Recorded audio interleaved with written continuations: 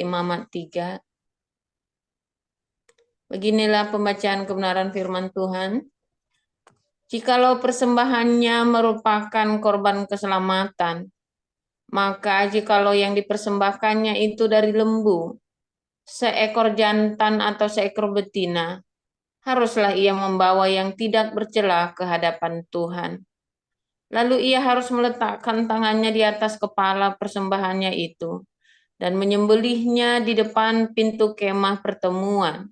Lalu anak-anak Harun, imam-imam itu haruslah menyiramkan darahnya pada mezbah sekelilingnya.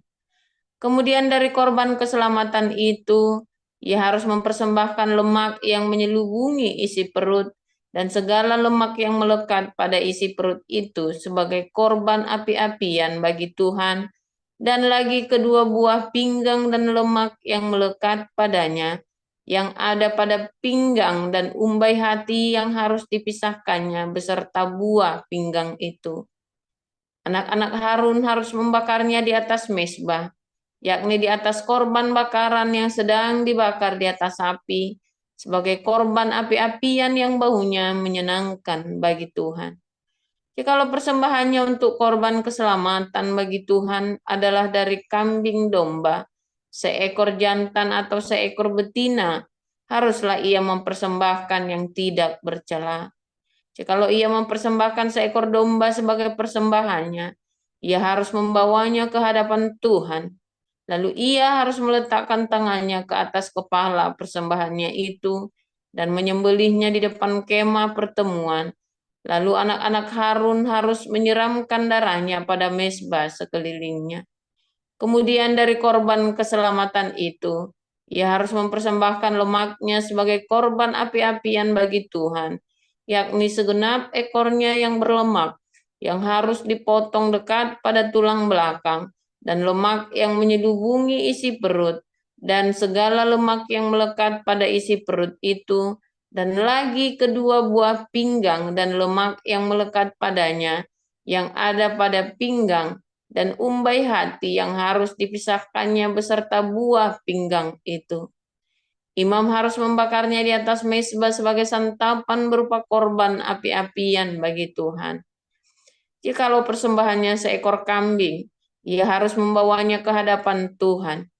Lalu ia harus meletakkan tangannya di atas kepala kambing itu dan menyembelihnya di depan kemah pertemuan. Lalu anak-anak Harun harus menyiramkan darahnya pada mezbah sekelilingnya. Kemudian dari kambing itu ia harus mempersembahkan lemak yang menyelubungi isi perut dan segala lemak yang melekat pada isi perut itu sebagai persembahannya berupa korban api-apian bagi Tuhan, dan lagi kedua buah pinggang dan lemak yang melekat padanya, yang ada pada pinggang dan umbai hati yang harus dipisahkannya beserta buah pinggang itu. Imam harus membakar semuanya itu di atas mezbah sebagai santapan berupa korban api-apian menjadi bau yang menyenangkan. Segala lemak adalah kepunyaan Tuhan. Inilah suatu ketetapan untuk selamanya bagi kamu turun-temurun di segala tempat kediamanmu. Janganlah sekali-kali kamu makan lemak dan darah. 1 Yohanes 2 ayat 1-29.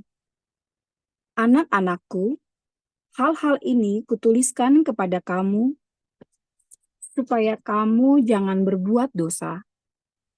Namun jika seorang berbuat dosa, kita mempunyai seorang pengantara pada Bapa, yaitu Yesus Kristus yang adil.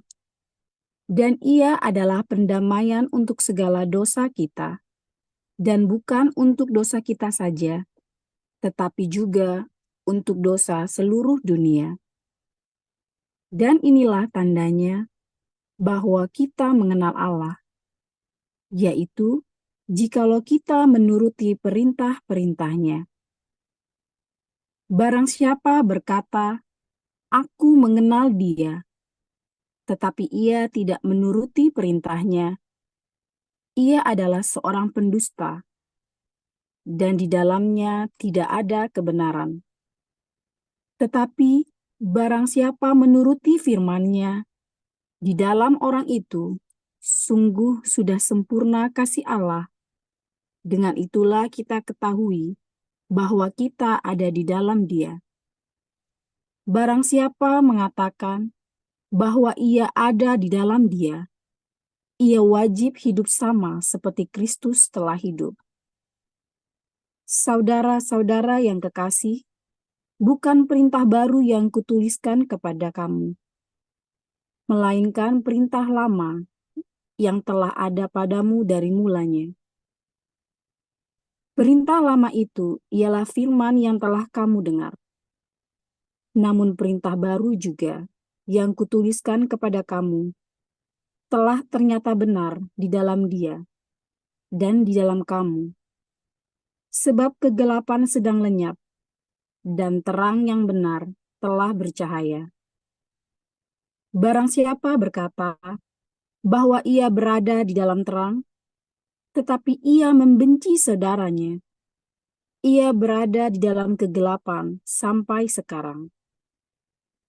Barang siapa mengasihi saudaranya, ia tetap berada di dalam terang, dan di dalam Dia tidak ada penyesatan.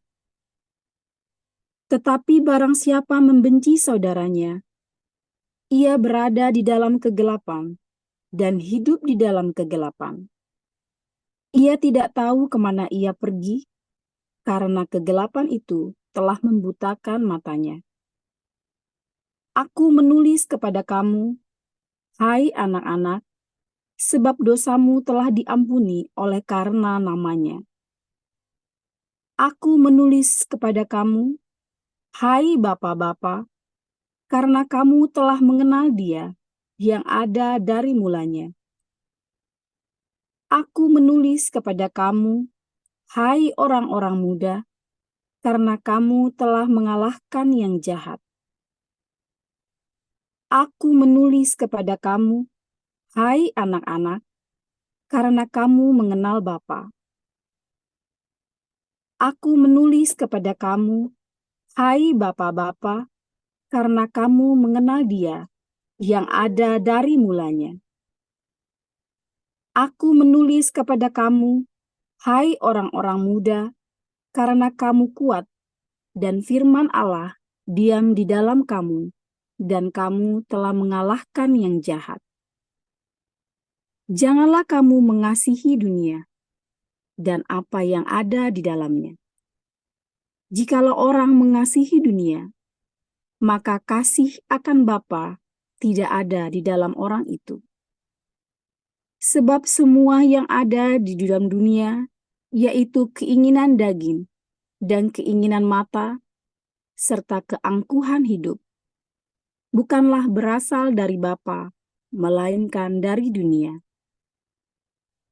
Dan dunia ini sedang lenyap dengan keinginannya, tetapi orang yang melakukan kehendak Allah tetap hidup selama-lamanya. Anak-anakku, waktu ini adalah waktu yang terakhir. Dan seperti yang telah kamu dengar, seorang antikristus akan datang. Sekarang telah bangkit banyak antikristus. Itulah tandanya bahwa ini benar-benar adalah waktu yang terakhir. Memang mereka berasal dari antara kita, tetapi mereka tidak sungguh-sungguh termasuk pada kita. Sebab jika mereka sungguh-sungguh termasuk pada kita, niscaya mereka tetap bersama-sama dengan kita. Tetapi hal itu terjadi supaya menjadi nyata bahwa tidak semua mereka sungguh-sungguh termasuk pada kita. Tetapi kamu telah beroleh pengurapan dari Yang Kudus, dan dengan demikian kamu semua mengetahuinya. Aku menulis kepadamu bukan karena kamu tidak mengetahui kebenaran, tetapi justru karena kamu mengetahuinya, dan karena kamu juga mengetahui bahwa tidak ada dusta yang berasal dari kebenaran. Siapakah pendusta itu? Bukankah dia yang menyangkal bahwa Yesus adalah Kristus? Dia itu adalah antikristus, yaitu dia yang menyangkal baik Bapa maupun Anak. Sebab barang siapa menyangkal Anak, ia juga tidak memiliki bapa. Barang siapa mengaku anak, ia juga memiliki bapa. Dan kamu, apa yang telah kamu dengar dari mulanya, itu harus tetap tinggal di dalam kamu. Jika apa yang telah kamu dengar dari mulanya itu tetap tinggal di dalam kamu, maka kamu akan tetap tinggal di dalam anak dan di dalam Bapa. Dan inilah janji yang telah dijanjikannya sendiri kepada kita, yaitu hidup yang kekal. Semua ini kutulis kepadamu, yaitu mengenai orang-orang yang berusaha menyesatkan kamu. Sebab di dalam diri kamu tetap ada pengurapan yang telah kamu terima daripadanya. Karena itu, tidak perlu kamu diajar oleh orang lain. Tetapi sebagaimana pengurapannya mengajar kamu tentang segala sesuatu, dan pengajarannya itu benar, tidak dusta. Dan sebagaimana ia dahulu telah mengajar kamu, demikianlah hendaknya kamu tetap tinggal di dalam Dia. Maka sekarang, anak-anakku, tinggallah di dalam Kristus, supaya apabila ia menyatakan dirinya, kita beroleh keberanian percaya dan tidak usah malu terhadap Dia pada hari kedatangannya. Jikalau kamu tahu bahwa Ia adalah benar, kamu harus tahu juga bahwa setiap orang yang berbuat kebenaran lahir daripadanya. Haleluya, firman Tuhan selalu baru setiap hari bagi kita semua yang menanti-nantikan Tuhan dengan pengharapan, dengan penuh cinta, dan dengan penuh ketulusan kemurnian hati, saudara ya. Saudara, hari ini kita membaca dengan lemak dan darah. Mengapa kita orang Yahudi tidak boleh makan lemak dan darah, ya? Dan kita sudah belajar sedikit bagaimana daging itu harus ditaburi garam, yaitu supaya kosher. Nah, darah itu tidak kosher. Mengapa tidak kosher? Artinya najis, ya. Tidak, darah itu sesuatu yang najis. Jadi kalau kita sedang bernazar, kita nggak boleh tuh pegang darah tuh, ya. Nyentuh darah, perempuan yang berdarahan, yang menstruasi, atau kepada bangkai, itu nggak boleh. Karena nanti kita batal. Nah, istilahnya orang Islam itu puasanya batal. Itu nasirannya batal kalau orang-orang yang sedang bernasir. Nasar itu orangnya namanya nasir, ya. Orang yang sedang bernasar orangnya nasir. Lalu dia kena darah. Maka kenasirannya batal. Nah, darah itu melakukan sesuatu yang najis, ya, sehingga orang-orang yang sedang beribadah nggak boleh kena darah juga, ya. Nah, saudara, ketika kita berkata Alkitab berkata jangan makan darah, artinya agar kita tidak menajiskan diri kita. Tetapi ketika jangan makan lemak, nah ini beda lagi, saudara. Walaupun lemak itu tidak kosher untuk dimakan, ya, tetapi ada beberapa lemak kelef, ya, kelef. Ada beberapa lemak yang boleh dimakan, ya. Kelef juga boleh dimakan. Tidak semua kelef tidak boleh dimakan. Tetapi yang inti dari semua itu, yang tentang lemak ini adalah pokoknya lemak tidak boleh dimakan. Mengapa? Karena lemak itu semua harus dibakar habis untuk Tuhan. Karena lemak adalah yang terbaik dari daging, dari tubuh binatang itu, saudara.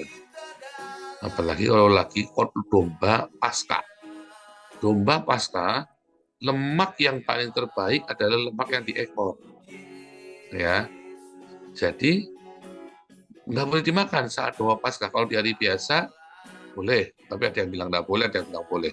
Tetapi di domba Paskah itu tidak boleh dimakan ekor domba Paskah itu. Pernah ada cerita, ada rabi, pura-pura jadi rabi Yahudi. Dia adalah orang dari suku, bukan orang Yahudi, tetapi dia menyamar dan mengelabui banyak orang. Ya, lalu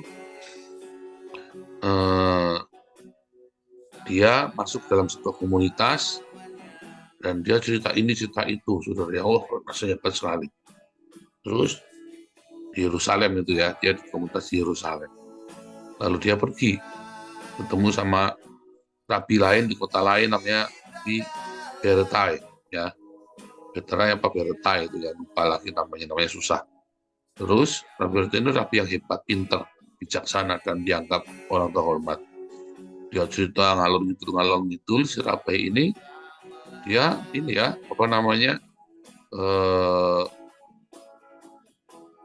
curiga si rabi Beretai ini ya. Ini kamu ini ngomong ini ngapusin.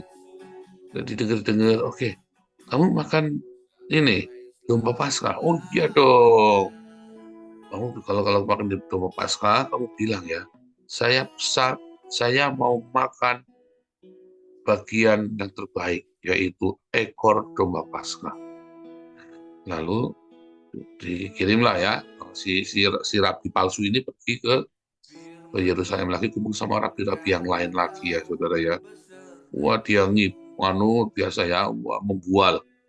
Terus dia bilang, lagi domba lagi perayaan Paskah, oh iya saya mau yang terbaik, ekornya, aku mau ya bagian ekornya. Loh, rabi-rabi lain diam semua, saudara. Loh, kok dimakan? Saya bilang, oh iya, itu kan yang saya bagian itu ya, saya pesan. Siapa yang kasih tahu kamu? Oh ini Rabi Beretai. Ya, itu rabi yang terkenal, dia jual nama itu ya. Loh, itu rabi terkenal? Iya, yang nyuruh dia. Oh, boleh dimakan. Waduh, nggak pakai banyak mulut. Ya, saudara ya, lagi hari raya Paskah itu, rabi palsu ini langsung ditarik, dicincang, diikat, dicincang, saudara ya, dibunuh. Karena ekor domba Paskah itu tidak boleh dimakan. Ya, hikmat dari cerita itu jangan nipu orang Yahudi, saudara ya. Jangan nipu. Oh, dicincang sadis amat. Iya, saudara. Itu zaman bahaya sekali. Banyak orang nyamar, ya, barangnya menyamar, menyusup kepada orang-orang Yahudi, nyusup, pengen tahu rahasianya Torah, ya, pengen tahu rahasianya Torah. Tapi si Rabi Beretai ini, dia menyampaikan kepada rabi-rabi di Yerusalem itu, hati-hati, ini penyusup. Dengan cara ngasih satu kata, makan ekor domba Paskah. Nah, itu adalah bagian yang terbaik, saudara ya. Ceritanya ini ekor domba Paskah adalah bagian terbaik, dan itu nggak boleh dimakan saat itu. Karena apa? Harus dibakar habis untuk Tuhan. Yang terbaik, saudara. Ya, ada dua hal, ya. Masalah kenajisan darah itu, dan dua lemak yang terbaik, guys. Yang najis itu tidak boleh kamu persembah, tidak boleh kamu makan, ya. Tetapi juga tidak boleh dibakar, korbankan, ya. Darah itu buang, harus dibuang. Bahkan daging itu harus kasih garam dulu, ya. Tetapi kalau lemak harus kamu bakar, korbankan kepada Tuhan. Tidak boleh kamu makan, tapi harus dibakar supaya wangi baunya. Itu kalau makan sate kambing itu, kalau nggak ada lemaknya nggak enak, saudara. Kalau kamu makan sate kambing itu harus campur sama lemaknya, baru baunya itu enak, ya. Lagi ya, supaya jangan bingung, darah tidak boleh kamu makan dan tidak boleh kamu persembahkan. Tapi kalau lemak tidak boleh kamu makan, harus kamu persembahkan kayak korban bakaran, ya. Jadi kalau darah, sesuatu yang najis, tidak boleh kamu bawa kepada Tuhan. Kamu nggak boleh makan juga. Tetapi lemak itu adalah yang terbaik dari hidupmu. Kamu harus berikan kepada Tuhan. Urik Tuhan, ya, saudara, yang punya yang terbaik. Ya iya, saudara. Jangan berikan sampah buat Tuhan, jangan berikan sisa. Berikanlah yang terbaik buat Tuhan. The best in your life. Apa yang terbaik dalam hidup? persembahkan buat Tuhan sebagai persembahan yang harum baunya. Ya, persembahkan sebagai persembahan yang harum baunya bagi Tuhan. Tidak boleh kamu makan sendiri, buat Tuhan yang terbaik. Ketika kamu berikan yang terbaik ke Tuhan Yesus berkata, kalau orang mau ikut aku, tidak menyangkal bapaknya ibunya. Maksudnya itu, bapak ibunya yang dia paling sayang, istrinya, anaknya itu yang dia paling sayang. Justru kamu harus tinggalkan. Jangan hatimu melekat, itu yang terbaik. Tuhan tahu itu terbaik dalam hidup. Barang siapa meninggalkan bapaknya, ibunya, anaknya, ya istrinya, dapat 100 kali lipat, punya 100 istri, bukan kebahagiaan. Dia akan mendapatkan kebahagiaan ketika dia harus bermusuhan dengan keluarganya karena ikut Yesus. Ya, tapi tetap dia akan mendapat kebahagiaan, itu janji Tuhan. Makanya saya rada heran dengan para murtadi yang dari Islam yang kemudian dikucilkan keluarganya, lalu mereka mengeluh ini, mengeluh itu, dia nggak bahagia. Aneh, saudara. Ada sesuatu yang salah dalam pertobatannya dia. Keluhannya itu seringkali apa, saudara? Ternyata hanya untuk mencari belas kasihan dari orang Kristen supaya dapat uang. Sebab kalau dia tidak berbahagia ketika dia meninggalkan keluarganya, ada yang salah tuh imannya. Mengeluh ini, mengeluh itu, ya, ya, saudara ya. Jadi, saudara, ketika kita meninggalkan apa yang terbaik dari hidup kita demi Tuhan Yesus, ya mungkin itu karir kita. Ketika Anda berkarir, tapi kemudian Anda merasakan ada yang tidak beres, ada ketidakkudusan di sana, ada kecurangan, ada yang tidak baik, dan kamu tidak mau menjadi bagian dari itu. Kamu tinggalkan, ya, untuk suatu kebenaran. Maka kamu akan mendapatkan balasannya. Karena itu adalah persembahan yang baik bagi Tuhan, yaitu yang menurutmu itu menjadi ikatan dalam hidupmu. Kalau itu adalah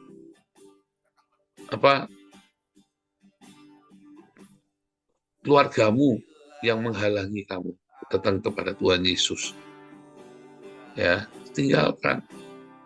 Sekalipun kamu harus diusir dari rumah, ya tinggalkan.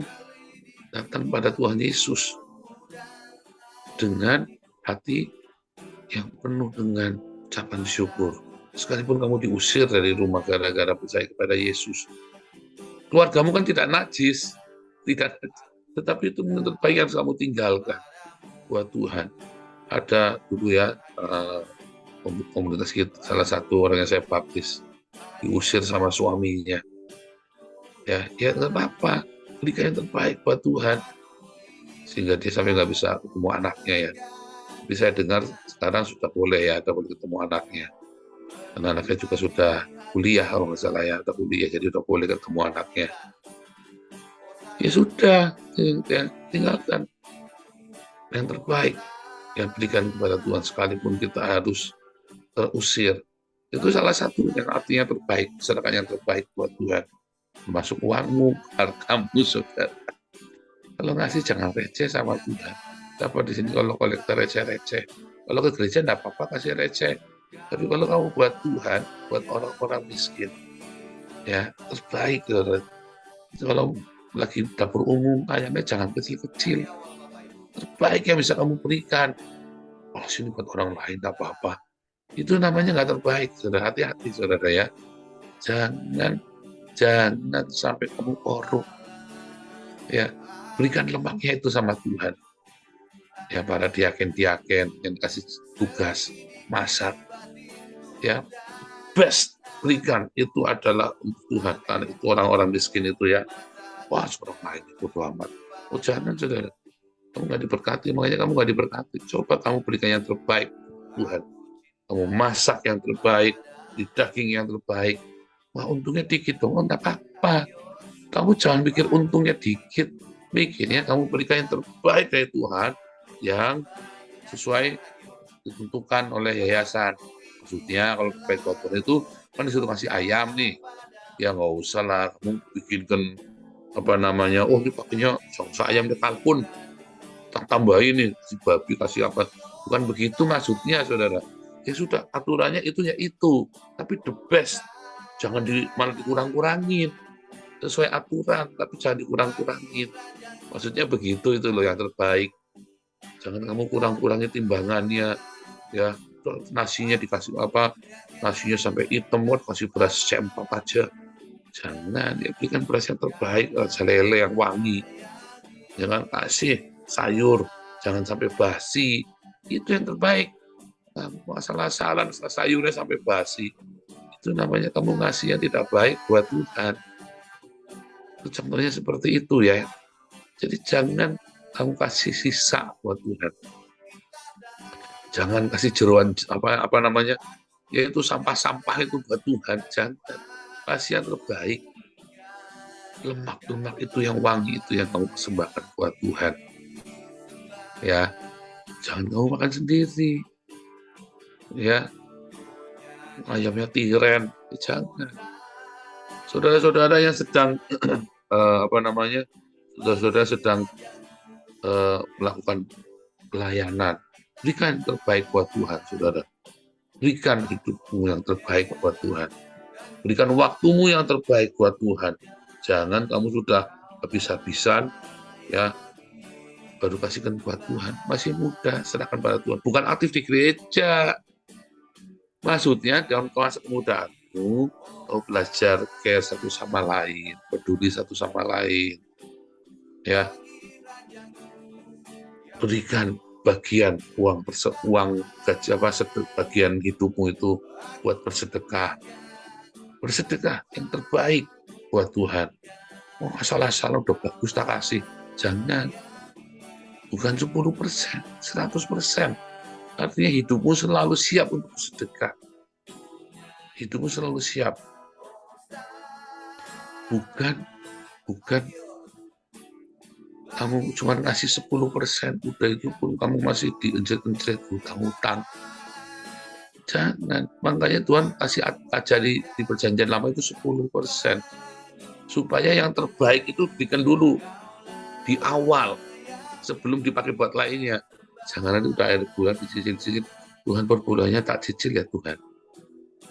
Mana ada begitu kan, per bulannya tak cicil. Loh, kita tidak mengajarkan perpuluhan di sini. Cuman lagi cerita di perjanjian lama, Tuhan per bulannya tak cicil ya. Jangan, mulai di awal. Mulai di awal, begitu terima 10% tolong untuk diambil dulu. Yang terbaik, makanya bilang buah sulung gitu loh. Yang terbaik diberikan buat Tuhan. Ya, apa yang lagi yang terbaik dalam hidupmu? Ya, ketika kamu melakukan kerja masih muda, Tuhan, aku mau menjadi berkat bagi sesama dalam kemudaanmu. Kamu aktif, baksos, segala macam ya. Jangan masa mudamu kamu buat foya-foya dihabiskan di diskotik, ya dihabiskan di kafe-kafe, kamu habiskan buat hura-hura di masa mudamu. Lakukan masa mudamu untuk penginjilan. Yang terbaik. Nanti kalau sudah pensiun aku tak menginjil. Sudah pensiun aku nanti tak. Itu bukan yang terbaik itu, saudara. Masa terbaik hidupmu adalah ketika kamu mulai kerja.